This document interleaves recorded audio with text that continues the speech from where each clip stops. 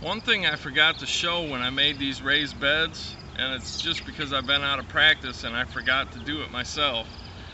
Once you build up that bed, you want to take that rake and run it down the middle to build up a small berm on each side.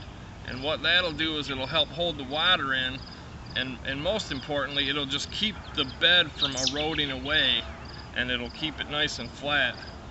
And then as the stuff grows up, you can rake up these sides, you can bring the dirt up, and you can bury up the weeds and kind of loosen up the sides. And you know, you just keep doing that. It erodes down, you just keep raking it up, and by doing that, you build your bed back up, you allow your plants to get deeper in the ground, and also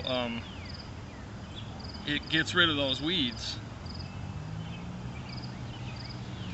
I figured I should mention that because it's a pretty important part of doing raised beds, because you're killing 3 birds with 1 stone.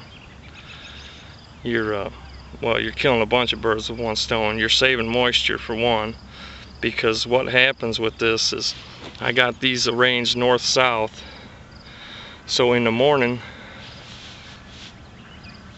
that side is shaded, in the evening this side is shaded, and that keeps that water from evaporating up, because that sun will really do a number.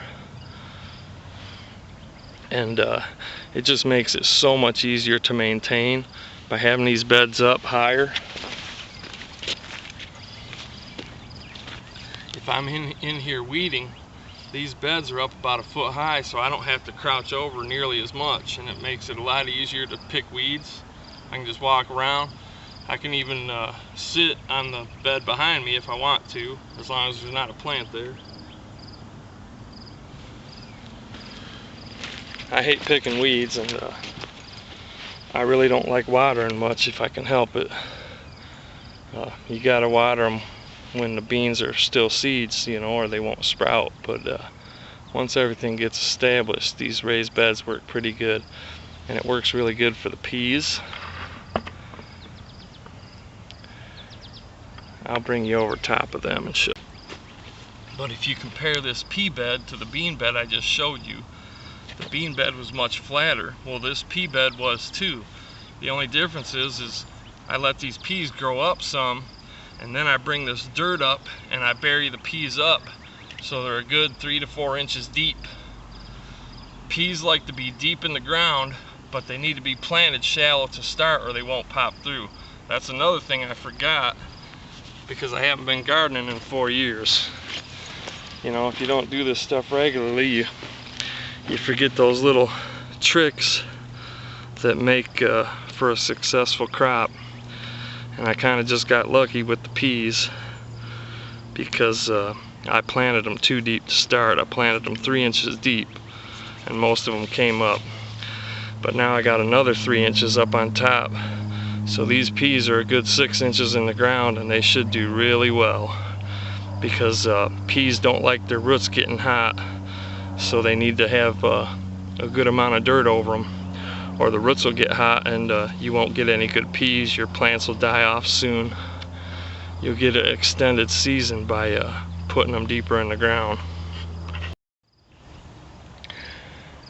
A lot of this stuff you can learn by just reading the package that you get your seeds in, or you could go online and do a quick search for it. But a lot of the little tricks, like burying your peas so the roots stay cool, that's stuff you kind of just learn as time goes on.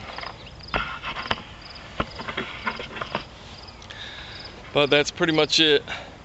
Another thing, and it'll tell you right on the packages, for your beans and your lettuce, your leaf lettuce and your radishes, and even for your kale, if you plant that every 2 weeks, you'll get a nice steady crop of fresh greens and salad food all summer long.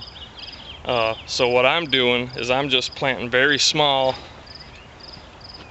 3 to 4 foot double rows of radishes, kale, and the leaf lettuces and mesclun, and just do that every 2 weeks. One little seed pack will get you enough salad material to last all summer if you do it that way. And you can do the same with the beans, which I usually don't. I usually just do one good planting of beans and call it good, but I waited 2 weeks, and I put in I was gonna put in another row of beans, but my first row of beans never came up. So what I did instead is I redid the bean row, and then I went out and I got some kidney beans and planted them over there. But that's pretty much it.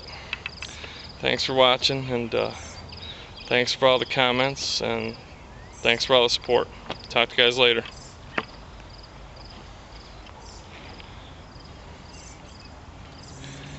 People wonder why I'm talking to myself.